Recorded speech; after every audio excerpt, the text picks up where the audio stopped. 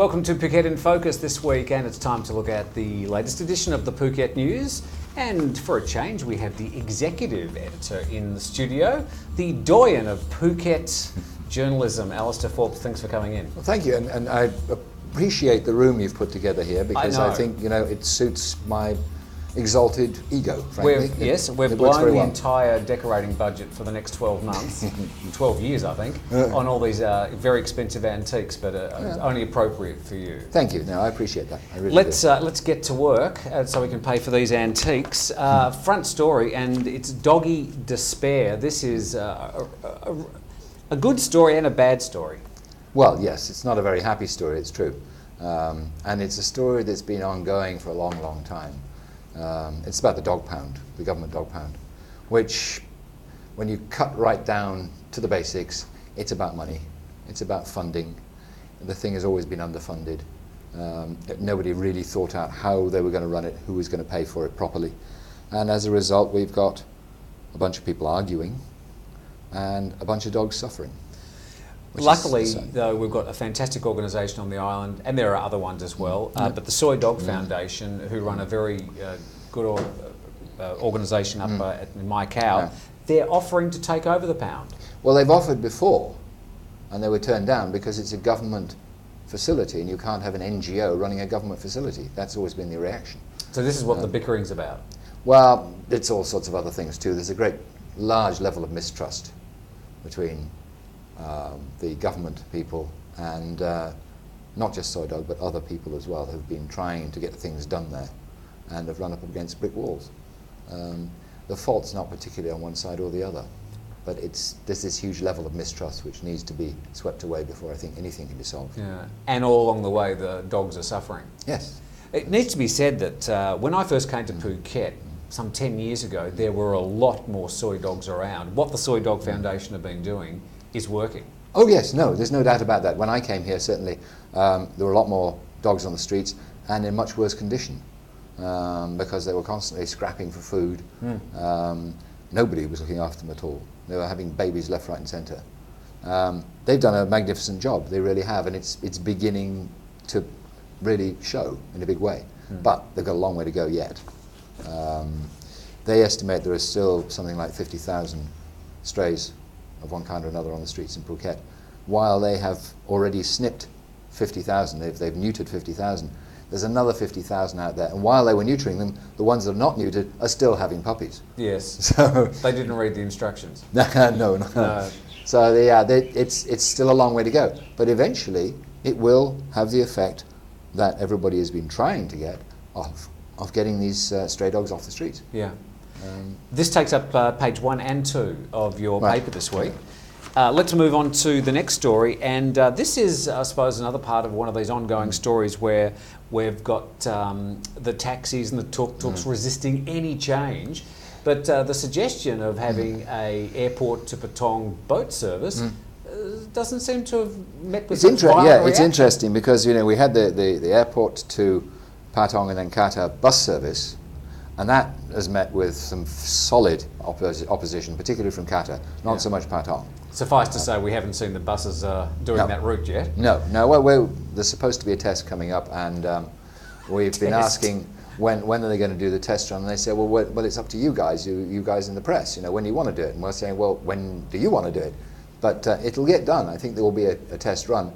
But first, it's most likely that they will try and ensure that nothing happens during that test run. Yeah, wear your flak jacket when you go and cover that one. Yeah, exactly. But the boat service, there were some grumbles up in Macau, where the airport is, from local village heads saying, isn't this going to affect the livelihood of some of our local taxi drivers? Not a lot. In Patong, no reaction at all, which is really quite astonishing. The taxi drivers who were there at the meeting said, yeah, sounds reasonable. Is it that they think it's such a fanciful idea and it's sort of so far in the future they just don't think it's going to happen? I think they're looking at this as a very small scale thing, which will probably be a lot more expensive than their taxis, so will not be an option for the majority of people. Would it be any faster, do you think? I mean, it's about a 45 to 1 hour minute trip from the airport to Patong at the moment. Well, it depends on the traffic. Well, yeah. Pick your time of day, it could be a lot longer than that. All right. Well, maybe the boat could be faster. Yes. I mean, there are many questions still to be answered.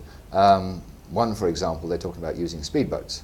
Well, that's fine, except that normal tourist speedboats, which I presume they're talking about, carry 30 people, 50 people, but they don't carry all their luggage with them. Yes. It's just one bag each. And there's 6 months of the year where it'd be a pretty uncomfortable trip. That too. Yeah. Ideally, hydrofoils. We have a couple of hydrofoils on the island, but they can't get into the pier at Patong. Not deep enough. No, not deep enough. Page 4, you've got a lovely little story with a great photo, and we'll put the photo up on the screen. Weight of evidence and a cute picture. It is, isn't it? Yeah, I mean, this is a baby elephant who has been declared illegal because the paperwork isn't quite right. And in fact, it does look as though someone has been fiddling paperwork for elephants, in fact, 61 of them across the country. But the picture's wonderful. This is the mahout with this baby elephant. The elephant's got his trunk right around his neck and big grin, my buddy. It's the issue of elephants for tourism, it does get people talking. Some people saying, oh, you shouldn't go on the trek rides because they're abusing. Oh, it's cruel to sit on top of an elephant. Well, yeah. Well, I'm wondering, what are they going to do with the elephants otherwise? Because they live for, I don't know, 100 years, and they're not allowed to do the logging anymore. So what are they going to do with these elephants? Good point. I mean, what's been happening, of course, certainly not, I haven't seen stories about it recently, but mahouts with their elephants descending on Bangkok and getting tips from people, particularly pregnant women, I think, walking under the elephant, which brings them luck or gets a bigger baby, or I don't know what they... Be a much smaller baby if the elephant decides to sit down at that particular time. Yes, but I mean, basically begging.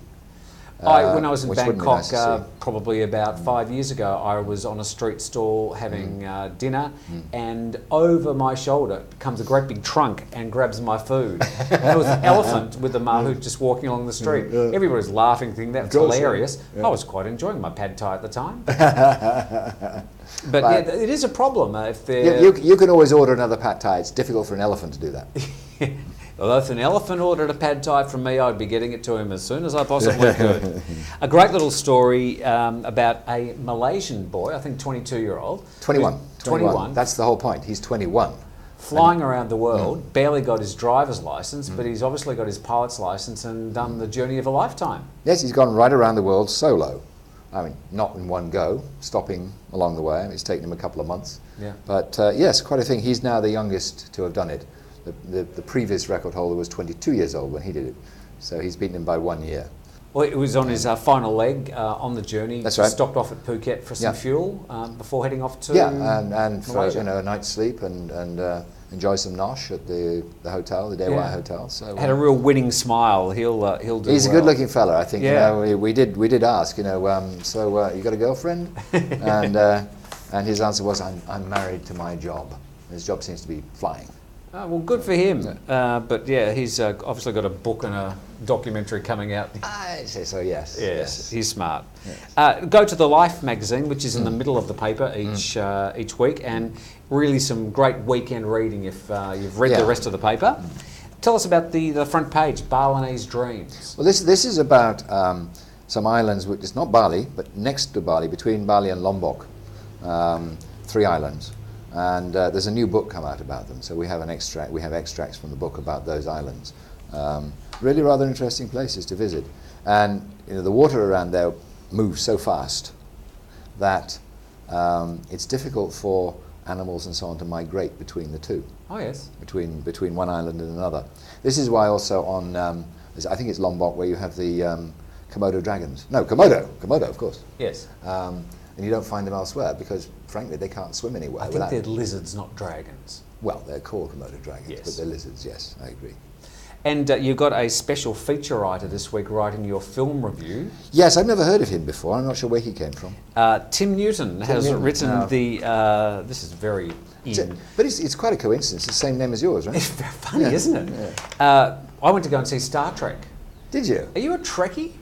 I was. Are you a closet avid, Trekkie? I was an avid Trekkie as a kid, but I never wore the uniform or Yes. put on funny makeup or anything like that. But I used to enjoy the show. Yeah, absolutely. I am an avid Trekkie, and I went along enthusiastically to go and see the movie, and I've given it 4 stars. But you can read my whole review in Life. Alasdair, thank you very much for coming along and previewing this week's The Phuket News. Available, I am told, at 600 locations around the island. Go and get one now. Ready for the weekend. It's only 20 baht, and the best thing is that you do sort of get 2 reads in one. You get the news, plus you get this great magazine. Yeah. Thanks for coming in. Okay, thanks a lot. I've enjoyed it. Alasdair Forbes, Executive Editor of The Phuket News, and we'll have more Phuket in Focus very soon.